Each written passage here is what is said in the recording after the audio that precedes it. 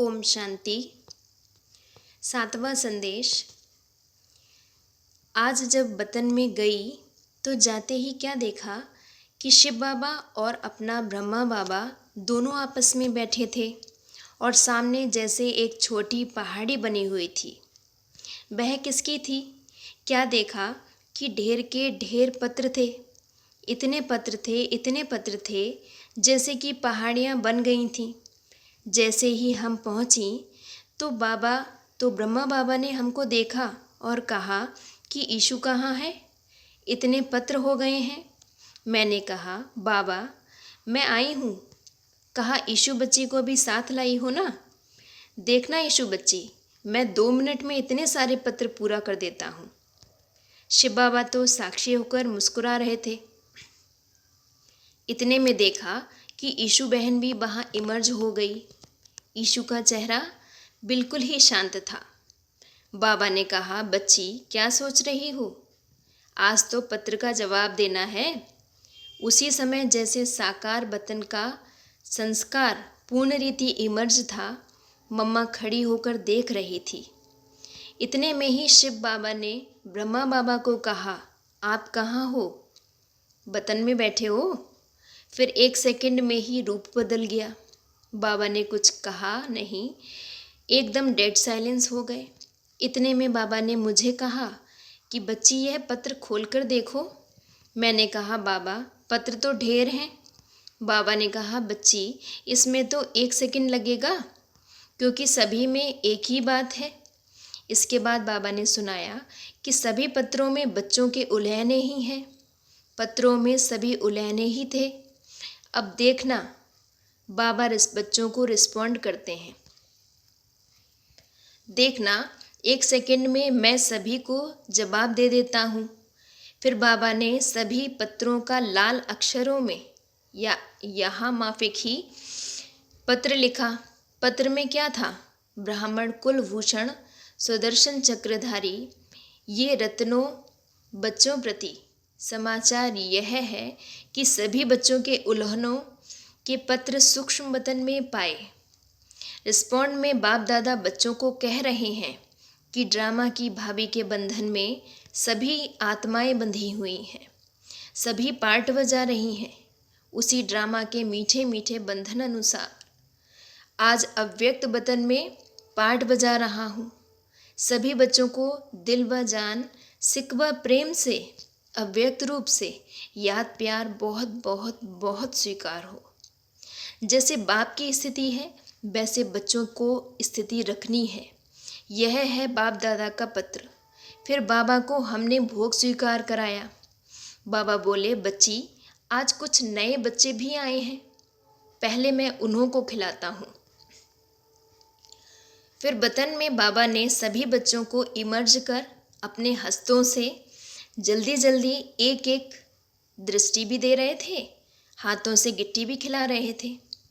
लेकिन एक एक को 1 सेकंड भी जो दृष्टि दे रहे थे उस दृष्टि में बहुत कुछ भरा हुआ था।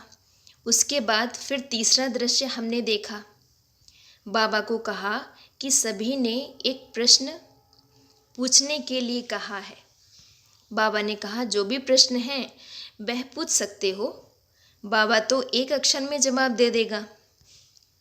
प्रश्न सभी पूछते हैं कि पिछाड़ी के समय आपने कुछ बोला नहीं।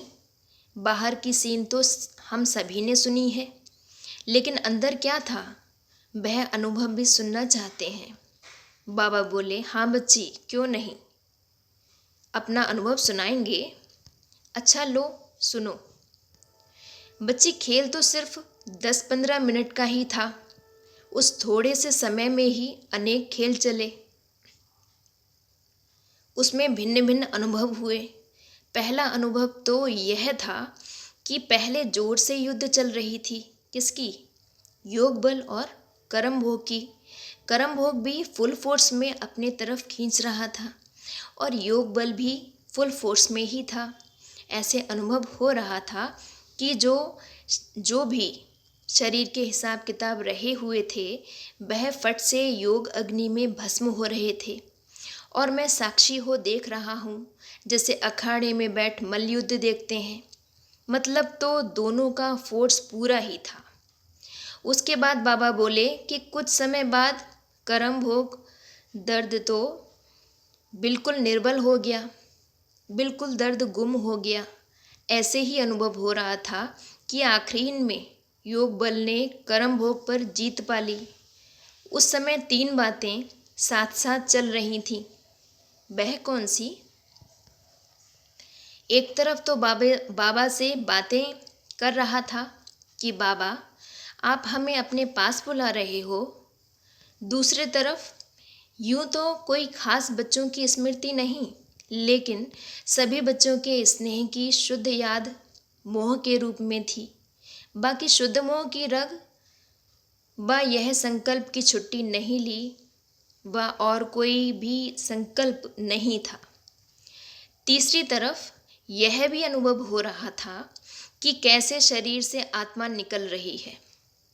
कर्मातीत न्यारी अवस्था जो बाबा ने पहली मुरली भी चलाई कि कैसे भा भा होकर सन्नाटा हो जाता है, वैसे ही बिल्कुल डेड साइलेंस का अनुभव हो रहा था। और देख रहा था कि कैसे एक एक अंग से आत्मा अपनी शक्ति छोड़ती जा रही है। तो कर्मातीत अवस्था की मृत्यु क्या चीज़ है, वह अनुभव हो रहा था। यह है मेरा अनुभव। फिर हमने बाबा को कहा कि बाबा सभी बच्चे कहते हैं अगर हम सभी सामने होते तो बाबा को रोक लेते। तो बाबा ने कहा बच्ची रोक लेते तो यह ड्रामा कैसे होता? फिर हमने कहा बाबा यह सीन जैसे अब तो आर्टिफिशियल लग रही है, रियल ड्रामा नहीं लगता। बाबा ने कहा कि बच्ची यह स्नेह की मीठी तार जुटी होने के कारण तुमको अंत तक यह बंडर ही देखने में आएगा। और अब तक भी तो संबंध है। भल साकार रथ गया है, लेकिन ब्रह्मा के रूप में अव्यक्त पार्ट बजा रहे हैं। बाबा ने कहा मैं भी कभी साकार बतन में चला जाता हूँ। फिर शिव बाबा पूछते हैं कहाँ बैठे हो? यहाँ बैठे जैसे साकार बतन में।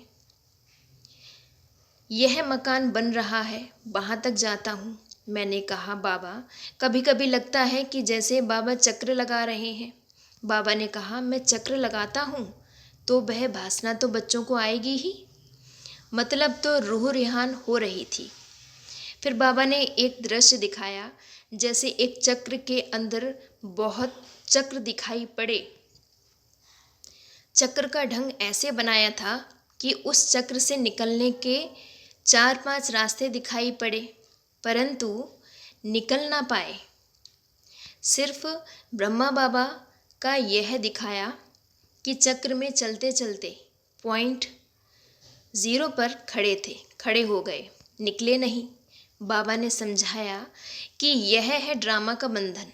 ब्रह्मा भी ड्रामा के सर्कल से निकल नहीं सकते, ड्रामा के बंधन से कोई भी निकल नहीं सकते। उस 0 पॉइंट तक पहुंच गए, लेकिन फिर भी ड्रामा का मीठा बंधन है। जिस मीठे बंधन को खेल के रूप में दिखाया। फिर मिश्री बादामी खिलाई, छुट्टी दी, बोला जाओ बच्ची टाइम हो गया है। 8वां संदेश। आज जब वतन में गई तो कोई भी नज़र नहीं आ रहा था। दूर से कोई जैसे आवाज़ आ रही थी, ऐसे लग रहा था जैसे कोई खास कार्य हो रहा हो। मैं पहले तो कुछ रुकी, लेकिन फिर आगे चलकर क्या देखा, शिव बाबा, ब्रह्मा बाबा, मम्मा और विश्व किशोर चारों ही आपस में बातचीत कर रहे थे और बहुत प्लान उनके आगे रखे थे, जिसमें कुछ निशान आदि दिखाई दे रहे थे, लेकिन समझ में नहीं आया। मम्मा सभी बच्चों का हालचाल पूछ रही थी। मैंने कहा मम्मा आपने बाबा को भी बुला लिया? मम्मा बोली मम्मा भी नहीं चाहती कि बच्चों से माता पिता का साकारी साथ छूटे, लेकिन ड्रामा। फिर मैंने बाबा से पूछा बाबा यह प्लान्स आदि क्या हैं? बाबा बोले बच्ची जैसे मार्शल के पास सारे नक्शे रहते हैं कि कहाँ कहाँ क्या क्या क्या हो रहा है, आगे क्या होना है। वैसे यह भी स्थापना के कार्य की ही बातचीत चल रही थी, जो फिर सुनाएंगे। इसके बाद एक दृश्य दिखाया जिसमें 3 संगठन थे। एक तो देखा लाल लाल चींटियां जो आपस में गेंद के माफिक इकट्ठी हो जा रही थीं। ऐसा दृश्य देखा जो ब्रह्मा बाबा ने शुरू शुरू में देखा था। दूसरा संगठन था मूल वतन में, आत्माएं क्षमा रूप में थीं। तीसरा संगठन हम ब्राह्मणों का था, जो सभी सर्किल रूप में बैठे थे और बीच में बाप दादा थे। वह ऐसे लग रहा था जैसे फूल के बीच में बूर होता है और चारों ओर पत्ते होते हैं। इसका रहस्य बाबा ने बताया कि बच्ची जब प्रत्यक्षता शुरू हुई तो भी संगठन में देखा, अंत में भी आत्माओं को संगठन रूप में ही रहना है और अब मध्य में भी संगठन है। संगठन की शक्ति है तो कोई भी हिला नहीं सकता। देखो बाप दादा ने कहाँ कहाँ से चुन चुनकर संगठन बनाया है, तो बच्चे भी जब संगठन में चलेंगे तो माया का बार नहीं होगा। जैसे गुलाब का फूल व कोई भी फूल होता है तो उनको योग्य स्थान पर रखेंगे और अकेला पत्ता होगा तो हाथ से जल्दी मसल देंगे। तो बच्चों का भी संगठन रूपी गुलदस्ता होगा तो विजय प्राप्त करते रहेंगे, कोई बार नहीं कर सकेगा। ऐसे कहते बाबा ने कहा कि सभी बच्चों को कहना कि संगठन ही सेफ्टी का साधन है। फिर नवा संदेश। आज जब वतन में गई तो बाप दादा दोनों बहुत बिजी थे। क्या देखा, दोनों के आगे बहुत से फूल भी थे और पत्ते भी थे। जैसे गुलदस्ते में फूल भी डाले जाते और पत्ते भी डाले जाते।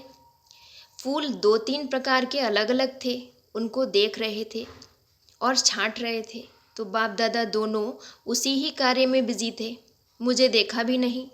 जब मैं नज़दीक गई तो मुझे देख मुस्कुराया और कहा कि मैं सारा दिन बिजी रहता हूँ। देखो बच्ची, कितनी बड़ी कारोबार चल रही है। यह फूल पत्ते 3 क्वालिटी के अलग अलग करके रखे हैं। पहले बाबा ने मुझे फूल दिखाए जिनकी संख्या बहुत कम थी। फिर बीज की क्वालिटी दिखाई जिसमें फूल बहुत थे लेकिन साथ में थोड़े पत्ते भी लगे थे।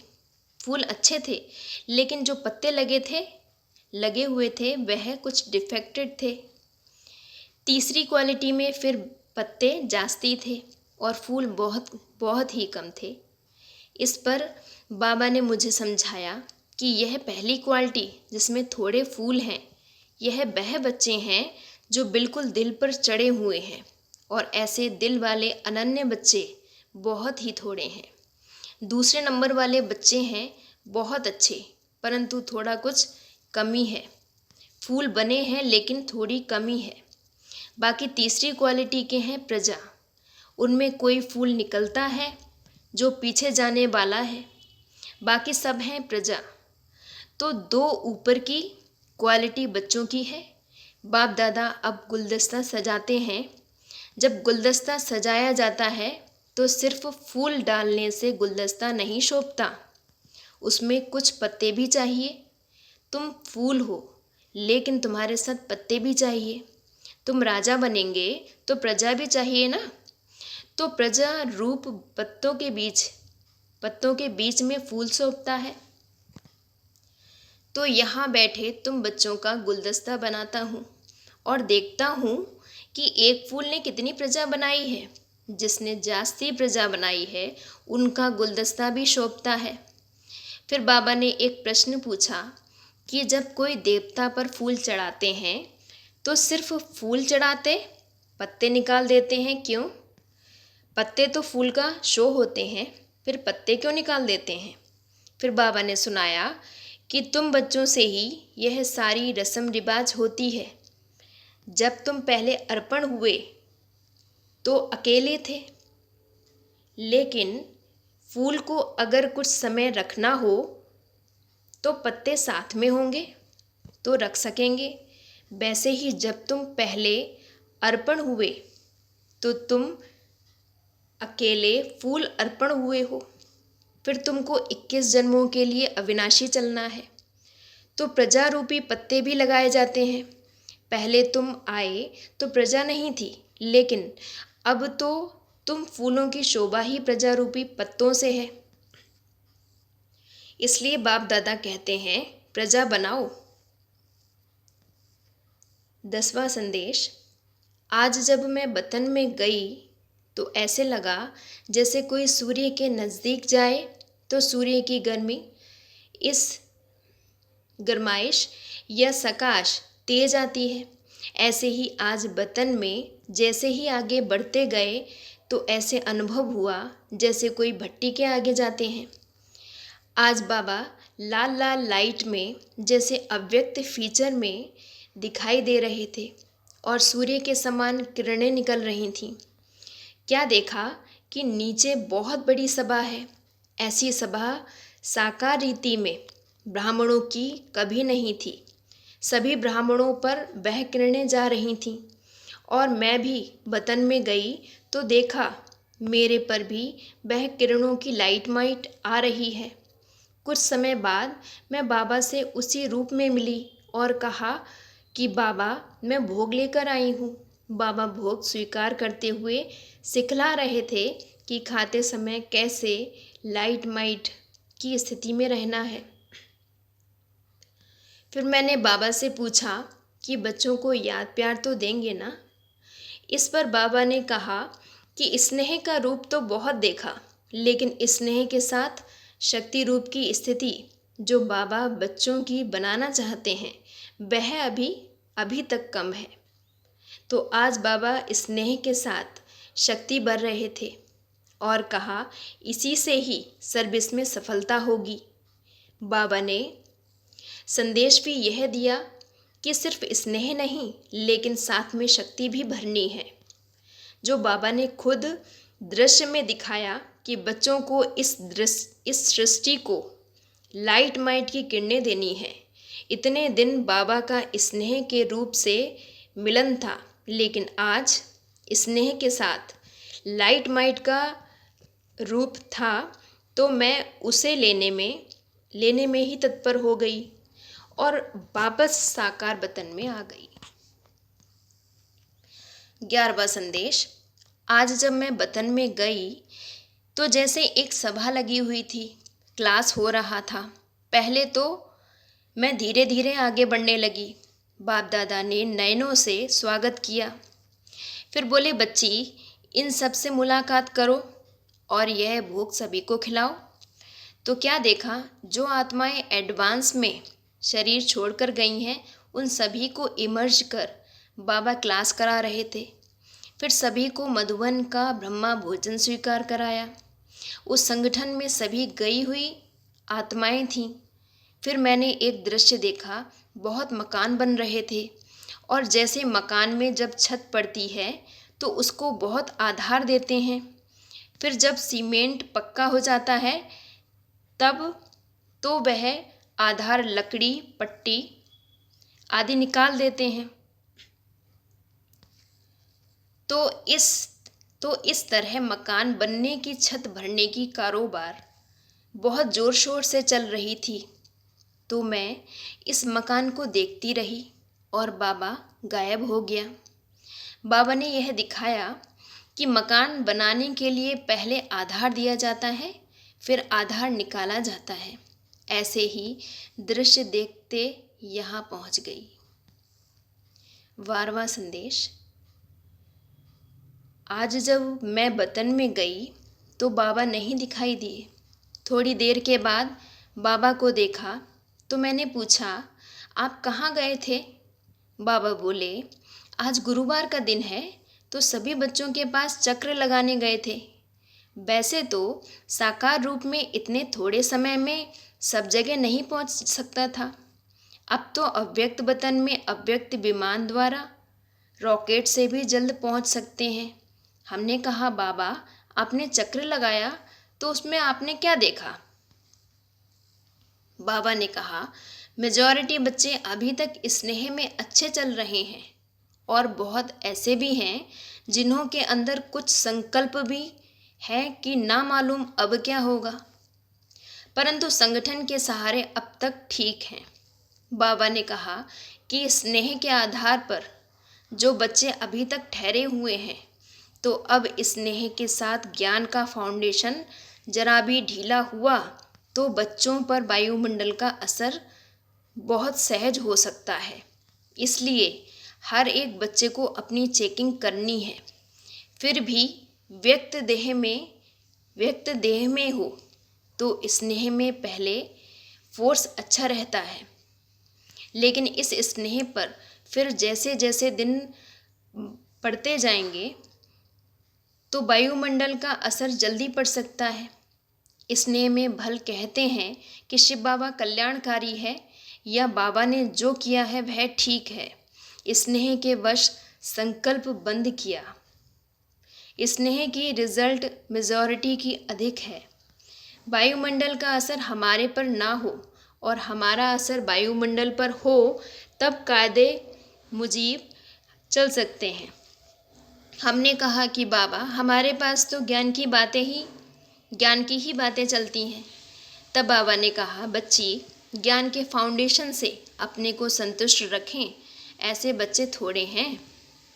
जो आज बाबा ने यह रिजल्ट बताई और कहा कि सभी को जाकर सुनाना कि वायुमंडल को हमें चेंज करना है, ना कि वायुमंडल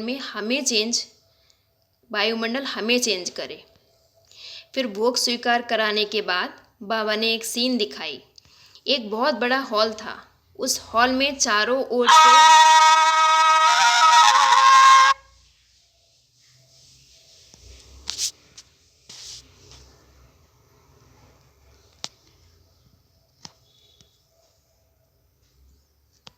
फिर भोग स्वीकार कराने के बाद बाबा ने एक सीन दिखाई।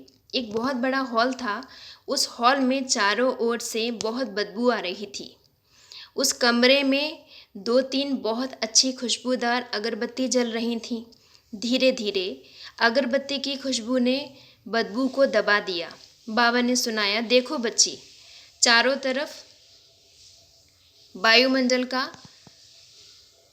तरफ बदबू का वायुमंडल था, लेकिन इतनी सी अगरबत्ती ने वायुमंडल को बदल दिया। तो तुम बच्चों पर जब देखो कि वायुमंडल का असर होता है, तो अगरबत्ती का मिसाल सामने रखो कि हम सर्वशक्तिमान बाप के बच्चे हैं। अगर वायुमंडल का असर हमारे पर आए तो इससे तो अगरबत्ती अच्छी है। जब तुम बच्चे पावरफुल खुशबूदार बनेंगे तब यह वायुमंडल दब जाएगा। बाबा ने कहा, अब हर एक बच्चे को शिक्षा तो मिली है। शिक्षा भी सभी बड़े मीठे रूप से सुनते हैं, लेकिन जैसे मीठे रूप से सुनते हो उसी मीठे रूप से भी धारण भी करना है। मीठापन चिपकता बहुत जल्दी है। जो ऐसे मीठा बनेंगे तो बाप से चिपक जाएंगे। याद और मीठापन नहीं होगा तो अलग अलग रहेंगे। जैसे नमकीन चीज़ आपस में कभी नहीं मिलती है, तो जो ऐसे होंगे उनकी अवस्था योगयुक्त नहीं रहेगी। अब जैसे बच्चों ने सुना वैसे ही धारण करेंगे तो बहुत बल मिलेगा। 13वां संदेश। आज जब मैं वतन में गई तो बाप और दादा दोनों सामने खड़े थे और जाते ही नैनों की मुलाकात से सभी की जो याद प्यार ले गई थी बह दी। जैसे ही मैं याद दे रही थी तो साकार बाबा ने मेरा हाथ पकड़ा। उस हाथ पकड़ने में ना मालूम क्या जादू था। ऐसे अनुभव हुआ जैसे सागर में कोई स्नान करता है। ऐसे थोड़े समय के लिए मैं प्रेम के सागर में लीन हो गई। उसके बाद हमने ऑलमाइटी बाबा की तरफ देखा तो बाबा ने कहा, बच्ची, बाप में मुख्य 2 गुण जो हैं वह बच्चों ने साकार रूप में अनुभव किया है। वह 2 गुण कौन से हैं? जितना ही ज्ञान स्वरूप उतना ही प्रेम स्वरूप। तो बच्चों को भी यह 2 गुण अपने हर चलन में धारण करने हैं। फिर मैंने बाबा से पूछा कि पहले वतन में जो गए हुए बच्चों का इतना संगठन था, इसका रहस्य क्या था? बाबा ने कहा, पूरा राज तो बाद में चलकर सुनाएंगे, लेकिन साकार रूप से जो कोई सर्विस अर्थ या कुछ हिसाब किताब चुकतू करने अर्थ चले गए हैं, उन बच्चों से मुलाकात करने के लिए बुलाया था। बाबा उनसे हालचाल पूछ रहे थे कि कौन कौन किस रीति से, किस रूप से क्या क्या कर रहे हैं। हमने कहा, बाबा यह किस रूप से स्थापना के कार्य में बिजी हैं? तो बाबा बोले, बच्ची यह आगे चलकर स्पष्ट करेंगे, फिर भी शॉर्ट में सुनाते हैं। बाबा ने कहा, बच्ची जब लड़ाई होती है तो किसी भी लश्कर को जब जीतना होता है तो सिर्फ एक तरफ से नहीं, चारों तरफ से लश्कर भेजकर पूरा घेराव डाल देते हैं। इस संगठन से यह मालूम हुआ कि जो भी बच्चे गए हैं वह चारों ओर फैल गए हैं। अभी चारों तरफ स्थापना की नींव पड़ गई है, बाकी अब ऑर्डर देने की ज़रूरत है। फिर बाबा ने 4 स्टेजेस की एक सीढ़ी दिखाई। पहली स्टेज दिखाई ज्ञान सुनना, सोचना, समझना, निश्चय करना। कोई सोच करता है, कोई मंथन करता है। दूसरी स्टेज बताई कि अंत समय कैसे विनाश हो रहा है, कहाँ बाढ़ से डूब रहे हैं, कहाँ क्या हो रहा है, लेकिन शक्ति दल और पांडव बिल्कुल अडोल खड़े थे। तीसरी स्टेज दिखाई कि आत्माएं जैसे निकलकर परम धाम में गुब्बारे माफिक जा रही हैं। फिर परम धाम की सीन भी बाबा ने दिखाई। चौथी सीन स्वर्ग की दिखाई। स्वर्ग में आत्माएं कैसे छोटे छोटे बच्चों में प्रवेश हो रही हैं। तो यह सभी स्टेजेस सीढ़ी के चित्र के रूप में दिखाई।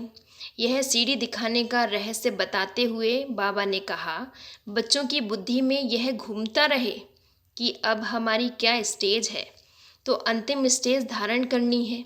वह लक्ष्य पहले से ही बुद्धि में रखेंगे तो पुरुषार्थ तेज चलेगा।